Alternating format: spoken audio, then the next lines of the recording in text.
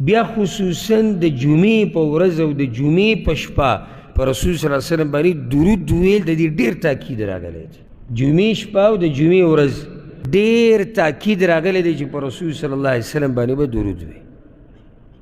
حدیث کې دا راځي، امام ابو داود راوړی دی چې رسول صلی الله علیه وسلم پکې فضیلت د جمعې د ورځې بیان کړی دی. جمعې په ورځ آدم علیه السلام پیدا شوی دی، جمعې په ورځ هغه بیا مړ شوی دی، جمعې په ورځ به قیامت راځي. فاکثروا علی من الصلاة فیه، د الله پیغمبر وایي نو وایي د جمعې په ورځ په ما باندې درود ډېر زیات وایي. نن د شپه ده او سبا یې څه ده؟ ورځ ده. نو چې څومره درود ویلی شي وایي، څومره درود ویلی شي وایي. او بیا دې ته هره مسله هر غم به دې ختم شي او جبه دې په مخه د الله په ذکر باندې به لمدی او څومره رحمتونه او برکتونه او ګناهونه ورسره بخلی کېږي. بل دا چې دا دلیل دی په دې باندې چې دا سړی د رسول صلی الله علیه وسلم عزت او قدر او احترام کوي. کم سړی چې په رسول صلی الله علیه وسلم باندې درود ډېر وایي، لکه اوس ګوره دوه کسان ناست دي، دا یو بار بار په رسول صلی الله علیه وسلم باندې درود وایي، دا بل یعنی ظاهري زه خو د زړه نه یم خبر کنه کنه خبر یم، ته به ظاهره کې څه فیصله کې چې کم پې وایي درود دی د ده نه ډېر مین دی ظاهره کې په رسول صلی الله علیه وسلم باندې، او قدر او احترام یې ډېر کوي د دې یو نه په ظاهره کې، ځکه چې موږ خو په ظاهره مکلف یو. اوس یو سړی چې نه غلی شه غلی شه، زړه د زړه پته الله ته لګي او د زړه اثر په بدن باندې یې ګورې، دا هم یاده که. یعنې یو سړی د زړه نه دومره مین دی او په ژبه باندې معمولي هغه درود نشي ویلی، نو دا هم اوس عجیبه مینه محبت دی. دغه شان چې څومره ته په رسول صلی الله علیه وسلم باندې درود وی که نه، نو ستا به ورسره محبت ډېرېږي. ولې به ورسره محبت ډېرېږي؟ ځکه چې ته بار بار تذکیره کې او د هر چا چې تذکیره ډېره کېږي هغه سره سړي محبت ډېرېږي. یو حدیث کې راځي دې ته غوږ کېږدی، په صحیح الجامع کې دا روایت دی د ابو درداء رضی الله عنه.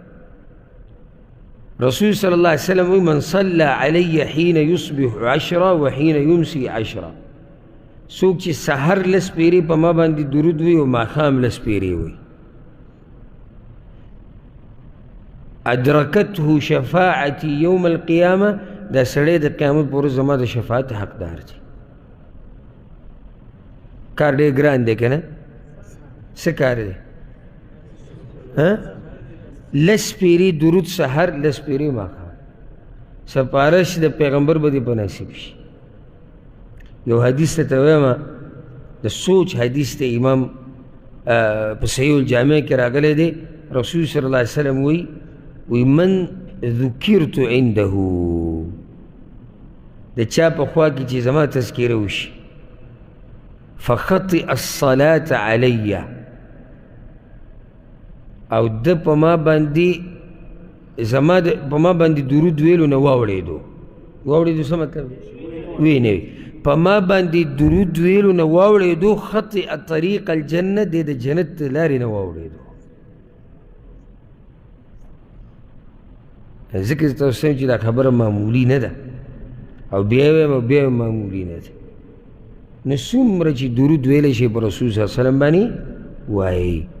بیا اوس دا مسله یاده کوي چې مانځه کې په قاعده کې چې موږ کوم درود وایو، په دې کې به صرف هغه درود وایي چې کوم د رسول صلی الله علیه وسلم نه راغلي، ځکه چې دلته عبادت دی، عبادت کې دننه کوم اذکار دي هغه هم توقیفي دي، د ځان نه پکې څوک درود نه وي نشي ویلی.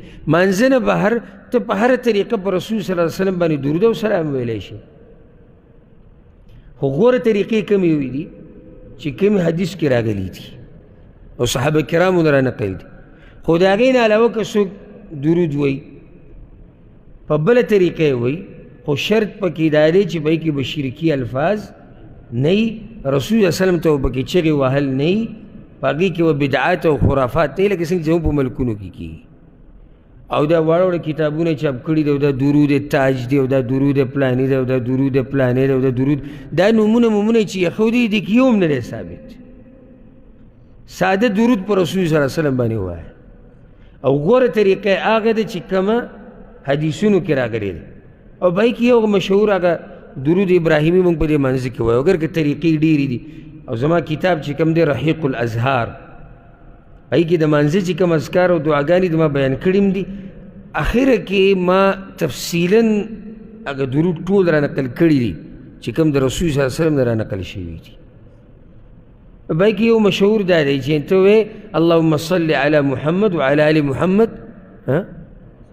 كما صليت على إبراهيم وعلى آل إبراهيم إنك حميد مجيد، اللهم بارك على محمد وعلى آل محمد كما باركت على إبراهيم وعلى آل إبراهيم إنك حميد مجيد.